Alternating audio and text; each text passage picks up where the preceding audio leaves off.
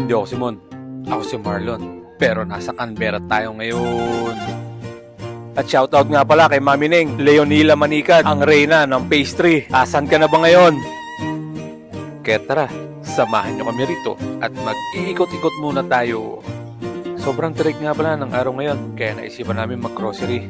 Dahil magluluto daw kami ng ginataang baka. Dadali namin baon sa beach. Uber taxi nga pala ang sasakyan namin. At eto, dumating na siya. Siyempre, kukunin ko na ang cellphone ko. Grocery muna ang unang pupuntahan namin. Dahil ito ang unang madadaanan. At eto, malapit na nga kami bumaba sa Fish Week Market. At pagpasok mo pa lang, puro sibos na agad ang bubungad sa'yo. Pero hindi yan ang bibili namin. What? Tindahan ni Kabayan. Dahil may bibiling kami dito. Nandyan ang pasit canton. Merong mga dilata. At ito, ang iba-ibang condiments. Bibili nga pa lang kami ng baka dahil walang kalabaw dito. At ito, maghahanap kami kung anong magandang parte ng baka para sa lulutuin naming adobo sa gata na mayroong papaya.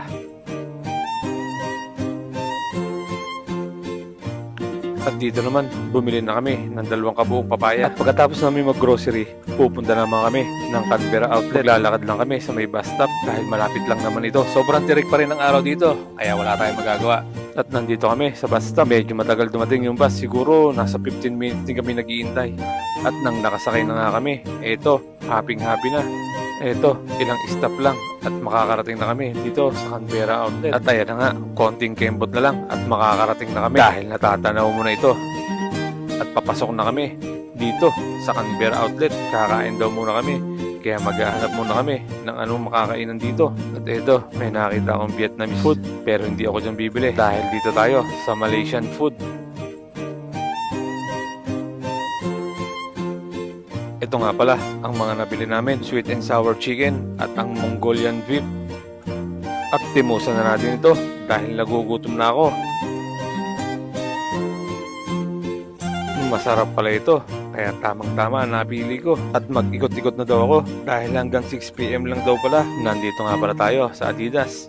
Maghahanap-hanap muna tayo dahil baka makatsyempo.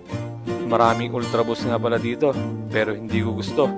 At eto sana ang Adi Zero na gustong gusto ko, kaso may kamahalan. At meron din dyan mga slides, napakarami mong pagpipilian, kaso wala din akong matipuhan. Kaya't sumilip tayo dito sa New Balance, napakaraming pagpipilian, kaso may kamahalan din ang presyo. At eto, ang iba pa, napakarami mong pagpipilian dito. At may nakita pa tayo nito, kaso hindi ko din ito gusto. Sayang at nakasale. Marami nga palang mga shops dito, kaya mamimili ka na lang kung saan ka mapapagusto. Meron nga din pala dyan Levi's, may Fila, nandyan din ang Nike, ang Champion at marami pang iba. Siyempre, dito tayo pupunta sa paborito, ang Nike. Eto, napakarami agad na bubungad sa'yo, mga Jordan agad. At napakarami dito mga damit, mga jogger pants, jacket, bags, at kung ano-ano pa. At syempre, dito naman tayo sa mga sapatos. Napakarami mong pagpipilian dito, kaya dapat marami ka ding baang pera.